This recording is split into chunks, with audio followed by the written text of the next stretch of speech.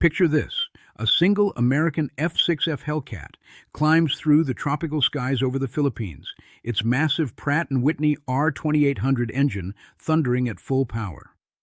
The date is October 24, 1944, and the largest naval battle in human history is about to unfold below. The pilot scanning the horizon is Commander David McCampbell, a 34-year-old Alabaman who has already become the Navy's leading ace. But what he's about to encounter will push both man and machine beyond all reasonable limits. In the next 90 minutes, McCampbell will face a formation of 60 Japanese aircraft with only his wingman beside him, and achieve the greatest single-day aerial combat record in American military history. The morning had started like any other aboard the USS Essex, flagship of Task Force 38. Commander McCampbell, call sign CAG-15, was leading Air Group 15, the most successful carrier air group in the Pacific Fleet. His pilots called themselves the Fabled 15, and they had earned the nickname through 7 months of continuous combat across the Pacific. McCampbell himself was an unlikely naval aviator. Born in Bessemer, Alabama in 1910, he had struggled to find his place in the peacetime Navy. After graduating from the Naval Academy in 1933 with a degree in marine engineering, he found himself caught in military budget cuts that delayed his commissioning by a full year. He had even returned to Alabama to work in construction while waiting for his orders. His path to aviation had been equally circuitous. McCampbell initially served aboard the heavy cruiser USS Portland before finally entering flight training at Pensacola in 1937. He earned his wings in 1938, already older than most naval aviators, and spent his early career as a landing signal officer, the man who guided aircraft safely back to carrier decks. It was dangerous, unglamorous work that taught McCampbell to read aircraft behavior with microscopic precision. He learned to spot mechanical problems from an aircraft's approach angle, to judge pilot fatigue from subtle control inputs, and to make split-second decisions that meant the difference between life and death for his fellow aviators. When war came to the Pacific, McCampbell was serving aboard the USS Wasp during the desperate ferry missions to Malta. He survived the Wasp's sinking in September 1942, one of the most devastating carrier losses of the early war. The experience of watching his ship go down, of helping pull wounded shipmates from oily water, had forged his determination to strike back at the enemy. By 1944, McCampbell commanded the most formidable naval air unit in the Pacific. Air Group 15 flew the Grumman F6F Hellcat, America's answer to the Japanese Zero. Where earlier American fighters had struggled against Japanese aircraft, the Hellcat was specifically designed to dominate. Powered by the same 2,000-horsepower double Wasp engine used in the Army's P-47 Thunderbolt, the F6F combined devastating firepower with rugged survivability. The Hellcat's 650 caliber machine guns could fire 4,800 rounds per minute, enough concentrated firepower to tear apart any aircraft in seconds. Unlike Japanese fighters, which traded armor for maneuverability, the Hellcat was built to absorb punishment. Self-sealing fuel tanks, armor plating around critical systems, and redundant control circuits meant that a Hellcat could take hits that would down any enemy aircraft and still bring its pilot home alive. McCampbell had already proven the Hellcat's superiority during the Great Marianas Turkey Shoot in June 1944. Flying against overwhelming Japanese numbers during the Battle of the Philippine Sea, he had shot down 7 enemy aircraft in a single day while his air group destroyed over 400 Japanese planes. The victory had effectively ended Japanese carrier aviation as a strategic force. Now, 4 months later, the Japanese were making a final, desperate gamble. The Battle of Leyte Gulf represented their last chance to strike a decisive blow against the American Pacific Fleet. 4 separate Japanese naval forces were converging on the Philippines in a complex operation designed to destroy the American invasion force and turn the tide of war. The morning of October 24th found Task Force 38 under attack from multiple directions. Japanese land-based aircraft from Luzon were mounting coordinated strikes against the American carriers, while Japanese surface fleets approached from the west. The battle that would become known as the largest naval engagement in history was reaching its climax. At 08:45 hours, radar operators aboard the Essex detected a large enemy formation approaching from the northwest. The blips on their screens represented over 60 Japanese aircraft, bombers escorted by Zero and Oscar fighters, heading directly for the American task force. This was exactly the kind of massed attack that Japanese strategists hoped would overwhelm American defenses. McCampbell was in his quarters reviewing intelligence reports when the alarm sounded. General quarters echoed throughout the Essex as the 33,000-ton carrier prepared for battle. McCampbell grabbed his flight gear and raced to the flight deck, where his F6F Mincy III was already being pre-flighted by his crew chief. But there was a problem. As McCampbell strapped into his cockpit, he discovered that his main fuel tank was only half full. A mechanical issue had prevented complete refueling, leaving him with barely enough gas for a normal patrol, let alone an extended combat mission. With enemy aircraft only minutes away, there was no time for a full fuel load. McCampbell faced an agonizing decision. He could stay aboard the Essex and let other pilots handle the intercept, or launch with minimal fuel and trust that the mission would be brief. For a man who had already survived one carrier sinking and lost too many friends to enemy action, the choice was never really in doubt. "I'll take what I've got," McCampbell told his plane captain. Within minutes, 7 Hellcats were launching from the Essex's flight deck, climbing rapidly to meet the approaching enemy formation. McCampbell led the group, with Ensign Roy Rushing flying as his wingman. At 23,000 feet, McCampbell spotted them, a massive formation of Japanese aircraft stretching across the horizon. Intel had been conservative. There weren't 60 enemy planes, there were closer to 70. 20 bombers were flying in tight formation at the center, protected by 40 to 50 fighters weaving overhead and on the flanks. McCampbell quickly assessed the tactical situation. His 7 aircraft were outnumbered 10 to 1, but they held the critical advantage of altitude and surprise.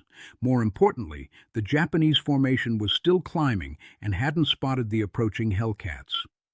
"This is CAG," McCampbell radioed his pilots. "Blue Flight, take the bombers. Roy and I will handle the escorts." It was a desperate gambit, sending 5 aircraft against the bomber formation while 2 Hellcats took on 40-plus fighters. But McCampbell understood that the bombers posed the greatest threat to the task force below. As his 5 pilots dove toward the Japanese bombers, McCampbell and Rushing positioned themselves above the enemy fighter cover. From 25,000 feet, McCampbell could see the entire battle unfolding below him. The Japanese fighters were milling around in defensive formations, unsure where the attack was coming from. McCampbell selected his first target, a Mitsubishi A6M0 climbing toward the action. He rolled his Hellcat into a steep dive, building up speed as he closed the distance. At 400 yards, he opened fire. The concentrated stream of 50 caliber rounds struck the Zero's engine and cockpit, and the Japanese fighter immediately caught fire and spun into the ocean. "One down," McCampbell called to Rushing. "Stay with me." The battle quickly became a wild melee as Japanese fighters swarmed toward the 2 American aircraft. McCampbell used classic energy tactics, diving on unsuspecting targets and then climbing away before other enemy fighters could respond. His years of experience reading aircraft behavior served him perfectly. He could predict enemy maneuvers and position himself for optimal firing solutions. Within 10 minutes, McCampbell had shot down 3 more aircraft, 2 more Zeros, and a Nakajima Ki-43 Oscar. Each engagement lasted only seconds, but the cumulative effect was devastating to Japanese morale. Enemy pilots began breaking away from their formations, abandoning coordinated attacks in favor of individual survival. Rushing was equally deadly, picking off Japanese fighters that tried to attack McCampbell from behind. The 2 Americans worked in perfect coordination, covering each other's blind spots and calling out targets over the radio. Their tactical partnership was the result of months of training and combat experience. As the air battle continued, McCampbell noticed his fuel gauge dropping rapidly. The half-full tank was burning fuel at an alarming rate as he ran his engine at full power. He had perhaps 30 minutes of fuel remaining, but the Japanese formation was still largely intact. McCampbell made the decision to continue the attack. He selected another target, a Zero that was diving toward the American task force below.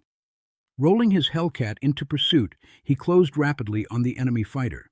At 300 yards, he fired a long burst that struck the Zero's wing root.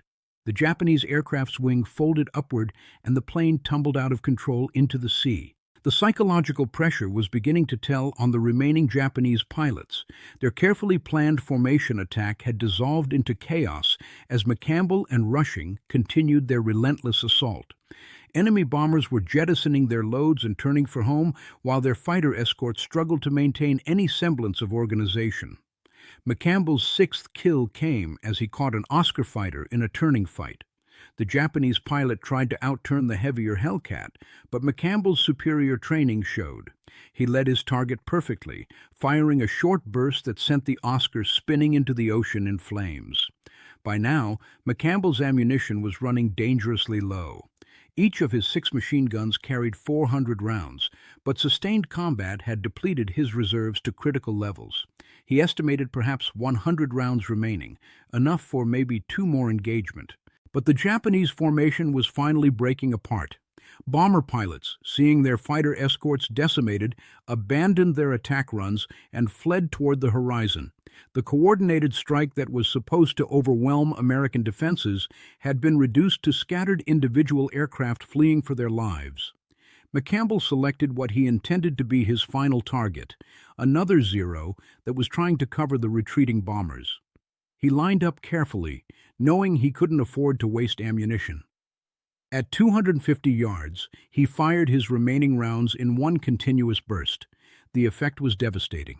His tracers walked across the Zero's fuselage and into the cockpit area. The enemy fighter immediately nosed over and dove straight into the Pacific, leaving an expanding oil slick on the surface. 9 Japanese aircraft destroyed in 90 minutes of combat. McCampbell had achieved something unprecedented in American military aviation, the highest single-mission kill count in U.S. history. But his ordeal was far from over. His fuel gauge now read nearly empty, and the Essex was 40 miles away. Worse, radio chatter indicated that the carrier's flight deck was fouled with damaged aircraft, making immediate landing impossible. McCampbell would have to find an alternative. "Roy, stay with me," McCampbell radioed his wingman. "We're going to be cutting this close." The 2 Hellcats turned toward the task force, descending to conserve fuel while McCampbell calculated time and distance with the precision of a man whose life depended on mathematics. The USS Langley, a light carrier operating nearby, signaled that her deck was clear. McCampbell lined up for an emergency landing aboard the unfamiliar ship, praying that his fuel would last long enough. As he touched down on the Langley's flight deck, his engine coughed and died. Out of fuel at the moment his tailhook caught the arresting wire. When ground crews examined McCampbell's Hellcat, they made an astonishing discovery. His 6 machine guns contained exactly 2 rounds of ammunition. After firing nearly 2,400 bullets in combat, McCampbell had returned with just 2 rounds remaining, a testament to both his marksmanship and his understanding of ammunition management under pressure. The psychological impact of McCampbell's achievement extended far beyond the numbers. The Japanese strike force that was supposed to devastate the American task force had been turned back by 2 American aircraft. The myth of Japanese aerial supremacy, already cracking since the Marianas Turkey shoot, was completely shattered. For McCampbell personally, October 24th represented the culmination of years of training, experience, and determination. His 9 victories brought his total to 31 confirmed kills, making him the Navy's leading ace. More importantly, his tactical leadership had demonstrated how superior training and equipment could overcome overwhelming numerical odds. The F6F Hellcat had proven once again why it was called the Zero Killer. McCampbell's aircraft had absorbed several hits during the engagement, but continued flying with typical Hellcat toughness. The same rugged design that protected McCampbell would go on to achieve a 19.1 kill ratio against Japanese aircraft, the best combat record of any American fighter. 3 months later, President Franklin D. Roosevelt would present McCampbell with the Medal of Honor for his actions during both the Philippine Sea and Leyte Gulf battles. The citation would note his conspicuous gallantry and intrepidity at the risk of his life above and beyond the call of duty. McCampbell's record of 9 kills in a single mission remains unbroken in American military aviation. While other pilots achieved higher total scores, none matched his single-day performance. The achievement stands as testimony to individual skill, superior training, and the deadly effectiveness of the F6F Hellcat in the hands of a master pilot. The broader significance of McCampbell's victory extended to the strategic level. The failure of Japanese airstrikes on October 24th contributed directly to the overall Japanese defeat at Leyte Gulf. Without effective air cover, Japanese surface forces found themselves vulnerable to American carrier attacks that would sink multiple battleships and cruisers over the following days. For the men serving aboard the American task force, McCampbell's achievement provided both inspiration and protection. His interception of the enemy bomber formation prevented what could have been devastating attacks on American carriers. In the brutal mathematics of naval warfare, his 9 victories potentially saved hundreds of American lives.